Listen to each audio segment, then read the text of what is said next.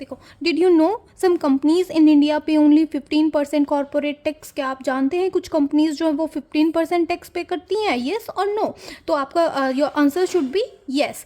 देखो क्या बता रहा है ये, yes, under section 115 BAB of income tax act new manufacturing companies can pay tax at just 15%। क्या बता रहा है कि जो मैन्युफैक्चरिंग कंपनीज होती हैं वो क्या करती हैं, 15% टैक्स पे करती हैं सिर्फ, according to section 115 BAB of income tax के तहत वो सिर्फ 15% टैक्स पे करती हैं, ठीक है।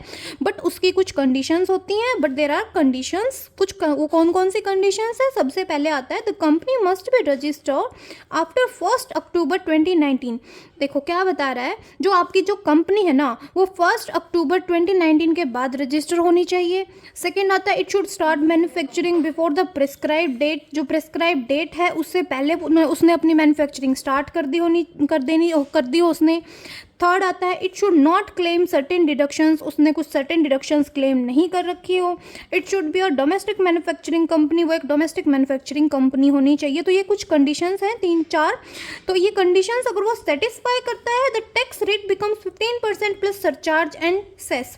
तो अगर वो इन कंडीशंस को सेटिस्फाई करता है तो उसके ऊपर 15% टैक्स लगेगा और प्लस सरचार्ज और सेस रहेगा, ठीक है। जो नॉर्मली जो कंपनीज होती हैं ना वो क्या करती है, 22% या फिर 25% टैक्स पे करती है, but government gives 15% tax benefit to promote manufacturing. But जो गवर्नमेंट है वो क्या करती है, 15% का टैक्स बेनिफिट देती है किसको, उन कंपनीज को कि जो आप उनको मैन्युफैक्चरिंग को वो प्रमोट कर सके, ठीक है।